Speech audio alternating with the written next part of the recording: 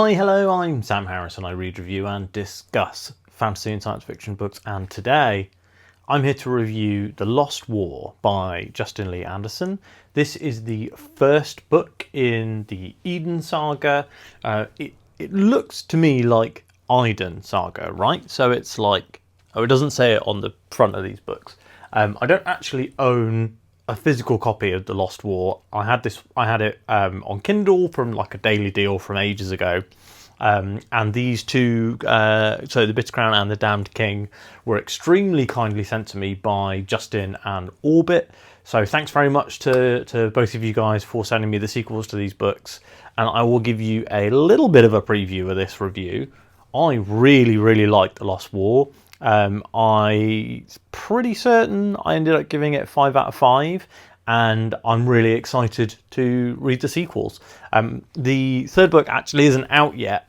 I have an early copy, which is pretty exciting, although unfortunately my TBR for August is really is full of mega books, like really big books.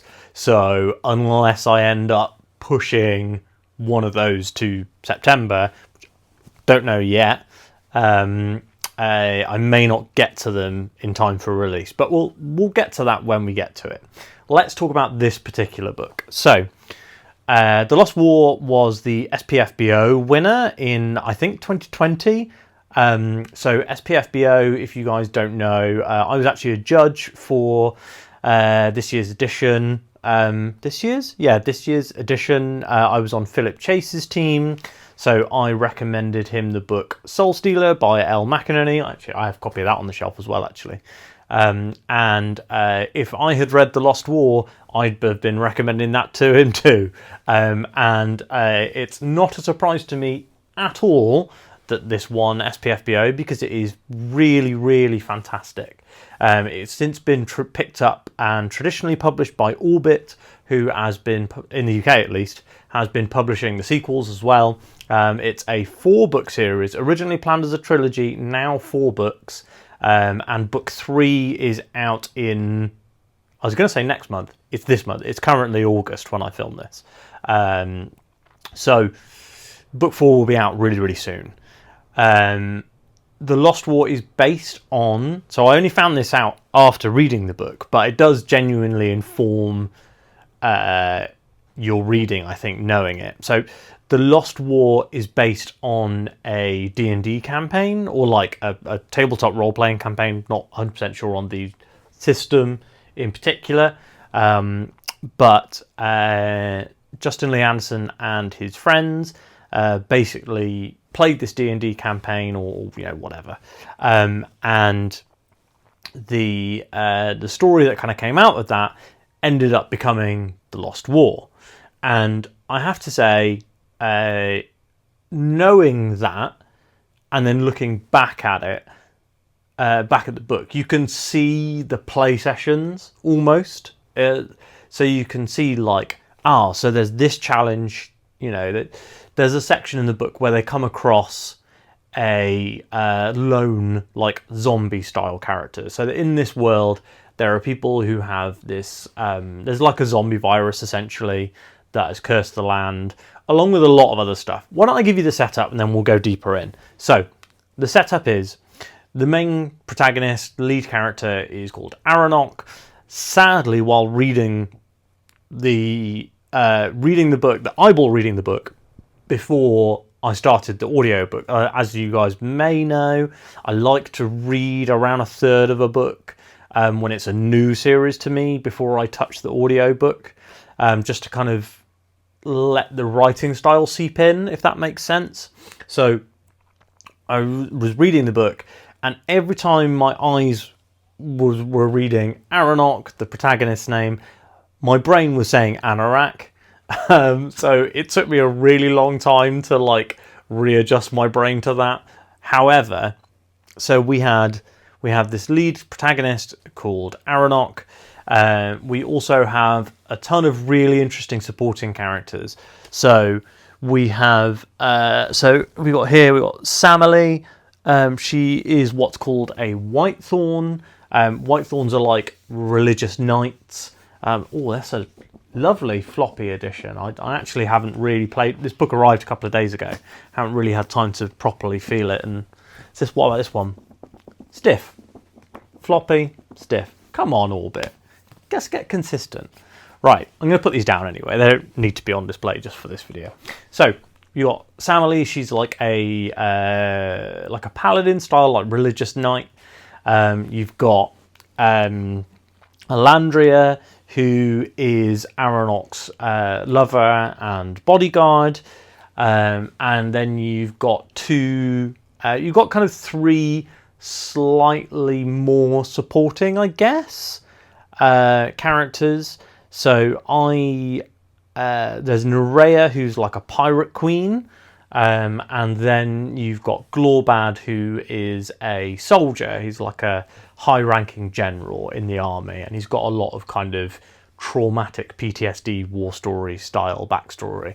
Really interesting characters. I really liked all of them. There are a couple of other more, like I say, even like a third tier of supporting character. I feel like in this book we have like 3 tiers of character. So we have the protagonist and then like the kind of co-leads. So we have Aranok and then like Samali and Alandria. Then we have the next tier, which is like Glorbad and Nerea. I might have misremembered Glorbad's name, but Celevi. And then you have Vastin and Meriston. Vastin is a blacksmith's son, and Meriston is a monk who is in charge of the religious order of the Whitethorns. So, in the world of the Lost War in Eidyn, basically there was a massive war against a Druid, which is what they refer to the people who have powers, so like the wizards or whatever. So there was a massive war against a Druid called Minagog, and he's the first Druid ever in existence to have 2 talents. So almost all of them have 1 talent. So Aranok's is earth magic. So he's able to control the elements. He's able to control earth, wind, fire, water, all that sort of stuff. Whereas Minagog had the ability to raise the dead and to summon demons. So pretty hardcore ability. Those are like considered to be the 2 most evil abilities to have, and he has them both. So he summoned this huge army of demons, and then he raised all the dead of the people that he conquered, and went to war with the kingdom. The king, who's Aranok's best friend, was able to... They were kind of able to fight him back and seal him away in the old capital city. But the country is kind of in ruins, things are very disconnected. Supplies are running short. The soldiers are running short. Everything is not doing particularly well. And Aranok is the right-hand man of the king, and he is sent from one side of the kingdom to the other on a little quest. And as he goes on this quest, lots of other things happen to him, essentially, and his kind of crew of supporters. The big obstacles that we have in the world is that Aranok really wants to go home to his hometown to make sure that his family's okay, because he's heard that the walls have been breached. And also there is a whole section of the country that's basically been abandoned because there's been like a zombie outbreak there. And it's like magic zombies that are called the Blackened, and all they want to do is murder. Like, that's their whole thing. They want to murder, they want to spread the blackening. Really, really, really, really good setting. Really liked it. I really liked that there were multiple different threats. Like, it wasn't just like, I'm the superhero and here's the supervillain and I'm going to take the ring to Mordor and get rid of the villain, The story was really nuanced. The world felt very realised, and that's another thing that you can feel the D&D roots. Once I knew it was a D&D campaign, I was like, this makes a lot of sense, because we've got kind of one threat over here that the players could deal with, one threat here the players could deal with, one threat here the players could deal with. And I thought that that was really well done. One of the most interesting things I think about the Blackened is that basically they continue to waste away, and once they fully waste away, they're like immobile, but they hunt by sound. So there's a great puzzle in this that you can really feel those D&D roots, and this is what I came back to earlier, is that there's a section where they have to sneak past a lone Blackened, and they're like, well, should we just try and kill it? But what if we don't, if we don't nail it in one shot, it'll make a noise and that will draw the entire horde, and they've got to get past it. And it's just really, really interesting, and you can feel the D&D encounter design there. And this happens a few other times in the book. You can really feel those roots in D&D. But the thing that I liked a lot here as well is that the book itself is kind of like a mystery. So you're like, what's caused the blackening? What's going on with the messengers? What's going on with Aronok's hometown? Who's betraying who? Who's keeping secrets? What's the true identity of certain characters? And there was a film that came out years and years and years ago that was called Basic, and I never watched it because my friend who did was like, it's just twist after twist after twist after twist, and that they just kind of become boring.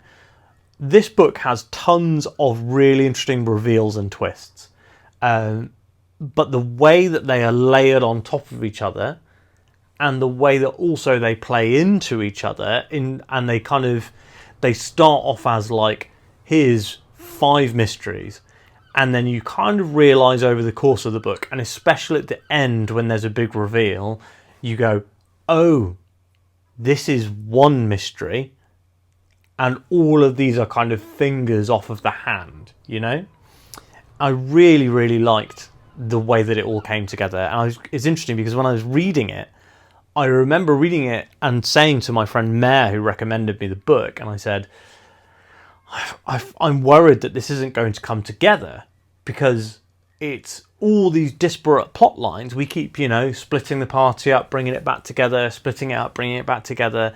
And, when the party is split up, they're both on separate, different storylines almost.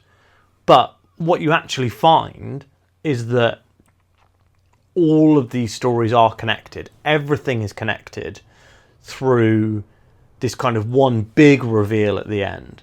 And I think that Justin Lee Anderson has done a really fantastic job here with layering it all in.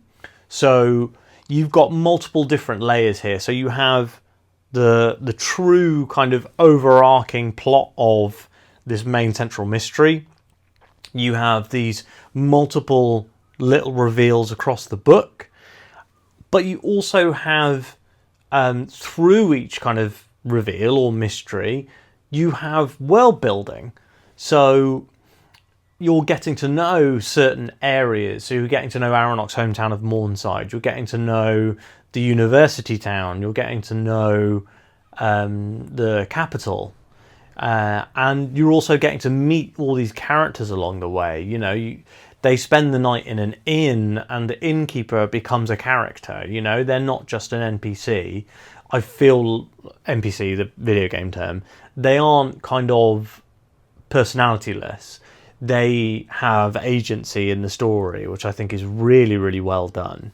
The character of Vastin, who, when you meet at the beginning, feels unimportant, becomes more and more important as the story goes on. I'm really, really looking forward to seeing where the series goes. There is a lot of potential in this book. A lot of potential. And I've heard from Mare that the series only gets better.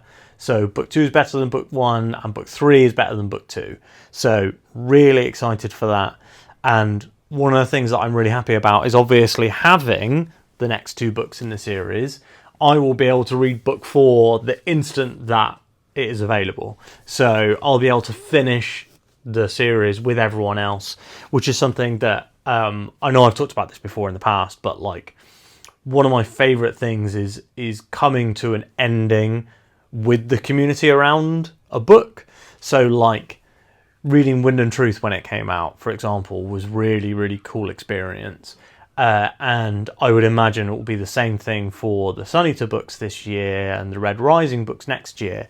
I don't think I will get to Sun Eater to read the final book in time, but like Red Rising I will, because I've only got one book left.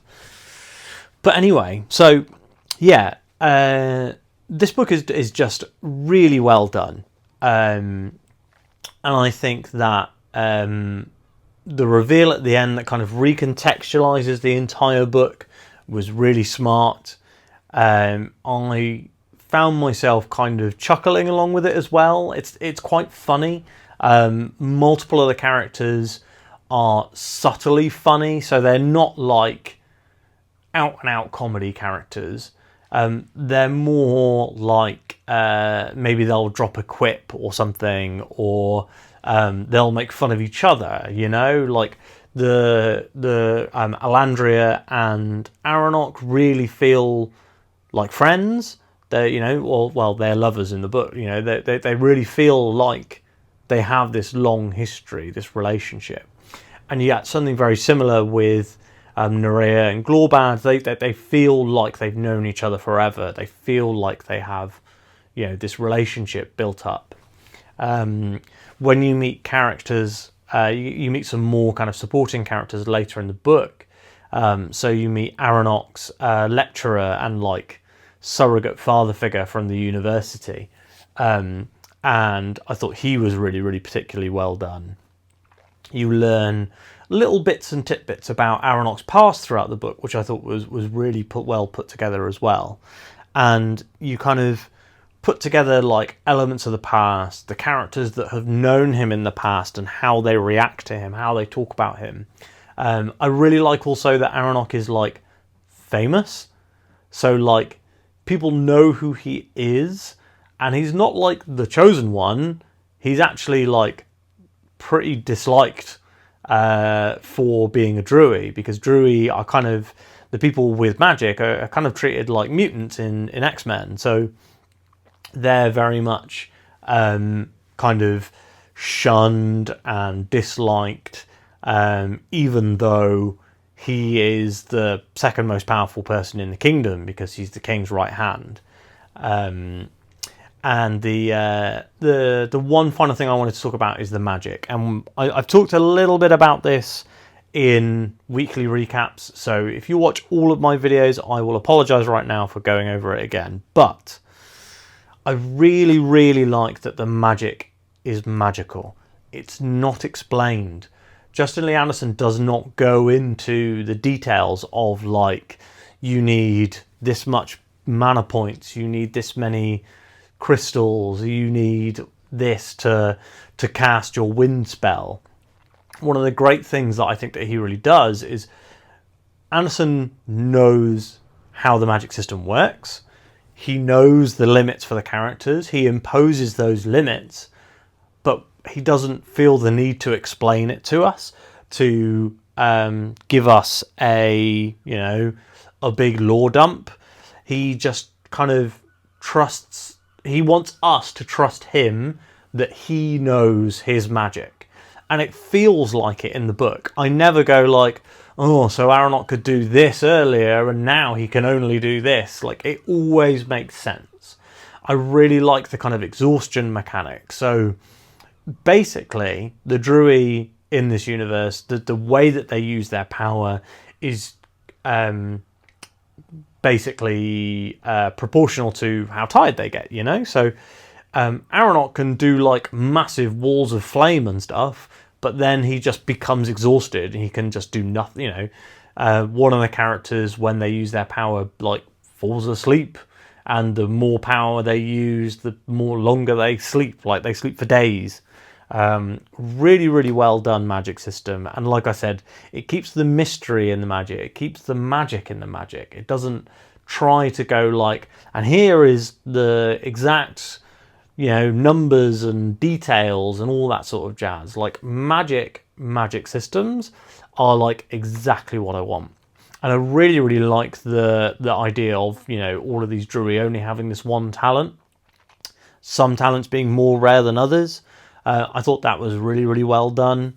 And I'm also interested to see a bit more around how the Drury can do things like, you know, use like runes and spells and stuff like that. Because you do see that happen a couple of times in the book.